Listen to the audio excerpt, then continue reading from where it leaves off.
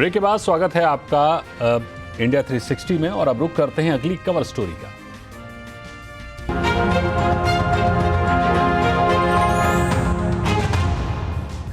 Supreme court ने ऐतिहासिक फैसला सुनाते हुए कहा है कि खतरनाक और बीमार आवारा कुत्तों को इंजेक्शन लगाकर मारा जा सकता है। कोर्ट ने कहा कि लोगों की जान की सुरक्षा बेहद जरूरी है। जो अफसर निर्देश न माने उन पर अवमानना का केस चलाया जाए। सुनवाई के दौरान सुप्रीम कोर्ट ने कहा कि गरिमा के साथ जीने का अधिकार में कुत्तों के खतरे से मुक्त होकर रहने का अधिकार भी शामिल है। अदालत ने आवारा कुत्तों के पुनर्वास और नसबंदी को लेकर नवंबर 2025 में दिए गए निर्देशों को वापस लेने की मांग वाली सभी याचिकाओं को खारिज कर दिया है। नवंबर 2025 में सुप्रीम कोर्ट ने स्कूलों, अस्पतालों, बस स्टैंड, रेलवे स्टेशन जैसे पब्लिक प्लेस से आवारा कुत्तों को हटाने के निर्देश जारी कर दिए थे। और इस मुद्दे पर चर्चा के लिए हमारे साथ श्रीमोय चक्रवर्ती जी हैं। आपको बता दें, director public policy people for animal से हैं। श्रीमोय मैम, बहुत स्वागत है आपका जी बिजनेस पर। और मैं सबसे पहले तो आपसे समझना चाहूंगा कि सुप्रीम कोर्ट का ये जो फैसला है उसको आप कैसे देखती हैं, आपका फर्स्ट रिएक्शन क्या है? मेरे हिसाब से काफी आदेश आया है। पशुधन नियंत्रण पे मेन फोकस है। ये आदेश काफी संतुलित। ठीक है, तो ऐसे में मैम सवाल बनता है कि सुप्रीम कोर्ट ने स्कूल, अस्पताल, बस स्टैंड और रेलवे स्टेशन जैसे सार्वजनिक स्थानों से आवारा कुत्तों को हटाने की बात कही है। जमीन पर इसे लागू करते समय सबसे बड़ी चुनौती क्या होगी? लोगों की सुरक्षा सुनिश्चित करना या इस प्रक्रिया के दुरुपयोग को रोकना? हमें एक चीज को क्या है, वो है कि एबीसी रूल्स 2023 का पालन। अगर आप ऑर्डर में सिर्फ पूरा ऑर्डर भी नहीं पढ़ेंगे, सिर्फ डायरेक्शन पढ़ेंगे, तो लागू करने के लिए बोला है वो है कि प्रत्येक डिस्ट्रिक्ट में एक एबीसी सेंटर होना चाहिए, ना कि परमानेंट शेल्टर होना चाहिए।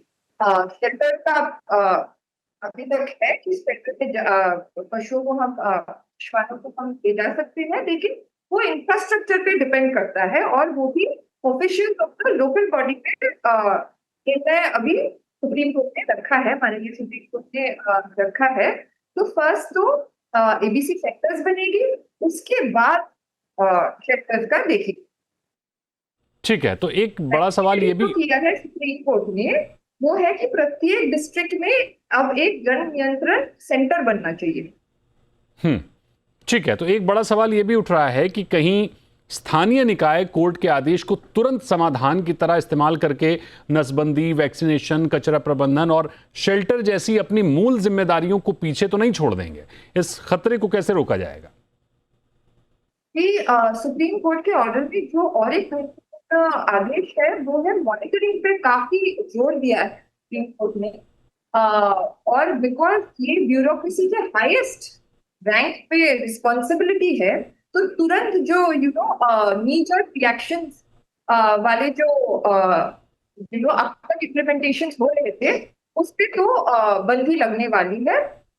वो सुप्रीम कोर्ट ने ये भी कहा है कि हम दूसरे हाई कोर्ट्स पे ये मॉनिटरिंग का जिम्मेदारी है, जो वो अगस्त तक कंप्लायंस रिपोर्ट भरना है स्टेट्स को, क्योंकि डिफरेंट स्टेट्स का सिंगल अभी मॉनिटरिंग करेगी डिफरेंट हाई कोर्ट। तो बिकॉज मॉनिटरिंग और इम्प्लीमेंटेशन पे इतना जोर दिया गया है, तो मुझे तो लगता है कि बेटर होगा इम्प्लीमेंटेशन। ठीक है, तो 2025 के सुप्रीम कोर्ट के फैसले को लेकर जिन लोगों ने याचिकाएं डाली थी, उनकी याचिकाओं का आधार क्या था? कि उनके याचिकाओं के आधार यही था कि एबीसी इम्प्लीमेंट हो। ये याचिका से ही लिया गया है कि डिस्ट्रिक्ट एक सोल्यूशन था जो एप्लीकेंट्स ने बोला था कि हर डिस्ट्रिक्ट में एक एबीसी मॉनिटरिंग कमेटी होनी चाहिए, जो सुप्रीम कोर्ट आना है, सबसे ज्यादा एम्फोसाइज किया है। उन्होंने ये बार बार कहा है, अगर आप पैरा बाय पैरा पढ़े, कि ये जो ये जो समस्या अब है काफी गंभीर समस्या है और ये इम्प्लीमेंटेशन ऑफ एबीसी रूल्स नहीं हुआ है, उनका पालन नहीं हुआ है, इसीलिए हुआ है। तो एम्फेसिस तो सुप्रीम कोर्ट ने इस पे ही डाला। ठीक है, एक और अहम सवाल बनता है मैम कि कोर्ट ने अधिकारियों पर अवमानना तक की बात कही है। ऐसे में क्या अब नगर निकायों के लिए सिर्फ कार्रवाई दिखाना काफी होगा, या फिर ये भी तय होगा कि होना चाहिए कि उन्होंने आवारा पशुओं की समस्या के स्थायी समाधान जैसे वैज्ञानिक पॉपुलेशन कंट्रोल और रिहैब पर कितना काम किया है?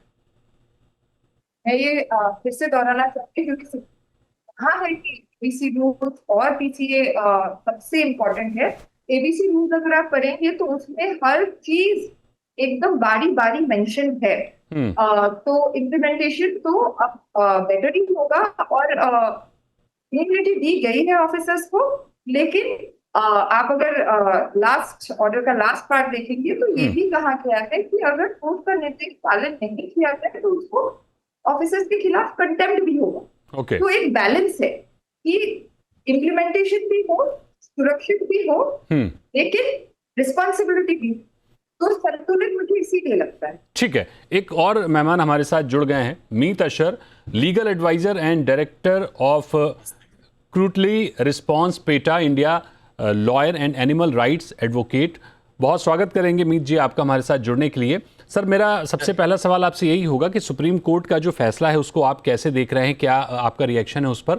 और सुप्रीम कोर्ट ने लोगों की सुरक्षा को प्राथमिकता देते हुए खतरनाक और बीमार आवारा कुत्तों पर सख्त रुख अपनाया है, लेकिन ये तय करने की जिम्मेदारी किसकी होनी चाहिए कि कौन सा कुत्ता वास्तव में खतरा है, ताकि कहीं इस आदेश की आड़ में सामान्य आवारा कुत्तों पर भी कार्रवाई शुरू ना हो जाए? देखिए, जो एनिमल बर्थ कंट्रोल रूल्स है 2023 का, उसमें ऑलरेडी ये प्रोविजन था। जो भी हम कह रहे हैं कि जो डॉग्स अग्रेसिव हैं या जो लोगों को विदाउट प्रोवोकेशन काटते हैं, ठीक है, जिनको बिहेवियरल इश्यू है, जिनको मदद की आवश्यकता है, उन डॉग्स के लिए तो ऑलरेडी एबीसी रूल्स में प्रावधान था। तो सुप्रीम कोर्ट ने जो कहा है वो कुछ नया नहीं है, वो कानून में ऑलरेडी उसके लिए प्रोविजन था। बस ये है कि चीजों को इंप्लीमेंट नहीं किया जा रहा है। अब जैसे अगर मैं आपको एक बात बताऊं, जो सुप्रीम कोर्ट ने आज अपने ऑर्डर में, जजमेंट में कहा है, एक साइड सुप्रीम कोर्ट ने कहा है कि जो एनिमल बर्थ कंट्रोल रूल्स है, यानी कि कुत्तों की नसबंदी करना, उनका टीकाकरण करना और उनको उन्हीं के इलाके में वापस छोड़ना, ये मेजॉरिटी ऑफ द एरिया में ये अपनाया जाएगा। लेकिन जो स्पेशल एरियाज हैं, जो इंस्टीट्यूशनल एरियाज जिसको हम कहते हैं, जैसे स्कूल्स हैं, कॉलेजेस हैं, मेडिकल हॉस्पिटल्स हैं, स्टेडियम्स हैं, national highway, state highway, bus station, railway station, इन एरियाज से कहा गया है कि विदाउट चेक किए कुत्ता अग्रेसिव है या नहीं, ब्लैंकेट सारे कुत्तों को आप उठाओ, उनकी नसबंदी करो और उनको शेल्टर में डाल दो। अब आप मुझे बताइए, एनिमल बर्थ कंट्रोल यानी कि कुत्तों की नसबंदी करना हमारे देश में पिछले 25 साल से एक लीगल रिक्वायरमेंट था। म्यूनिसिपैलिटी, ग्राम पंचायत, नगर पंचायत, जो भी लोकल सिविक बॉडी है जिस भी एरिया की, उनकी जिम्मेदारी थी as per animal birth control dog rules 2001, जो पहले के रूल्स थे 2001 से, उसके मुताबिक उनको नसबंदी करना था। जब तभी सरकारें इन 25 सालों में इतना बेसिक पैसा नहीं इस प्रोग्राम के लिए निकाल पाई कि कुत्तों की केवल नसबंदी की जाए और उनको वापस छोड़ा जाए, तो क्या आपको लगता है कि यही सरकारें, यही लोकल सिविक बॉडीज शेल्टर बनाने में पैसा लगाएंगे? ठीक है, चलिए अगर कोर्ट के डर से वो बना भी लेते हैं शेल्टर, तो जो एग्जिस्टिंग पैसा है वो सीधा तो मल्टीप्लाई नहीं हो जाएगा।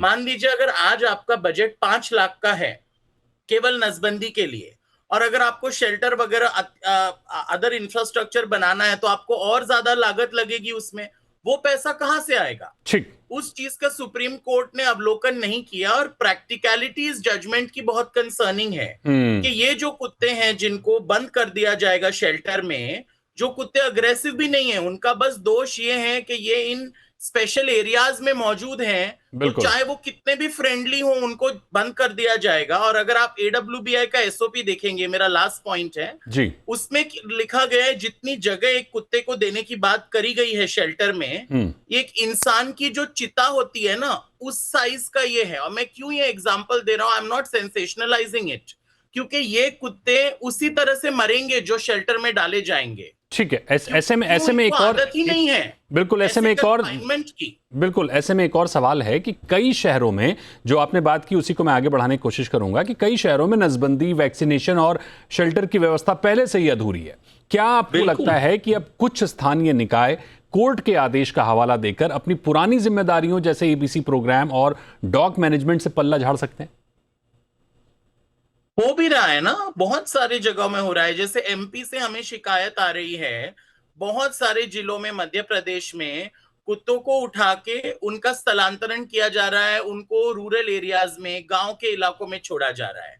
अब श्रीमती मेनका गांधी जी भी ये बात कह रही थी कि जो अमीर या एफ्लुएंट लोग हैं उनके यहाँ से कुत्ते पकड़ के गरीब लोगों के एरिया में या झुग्गी झोपड़ी के एरिया में कुत्तों को छोड़ना, ये तो ऐसी बात हो गई। अगर कोई कुत्ते मान लीजिए काट रहे हैं या उनको उनकी कोई समस्या है या उनकी पॉपुलेशन बढ़ रही है, तो उसका सोल्यूशन है नसबंदी करना।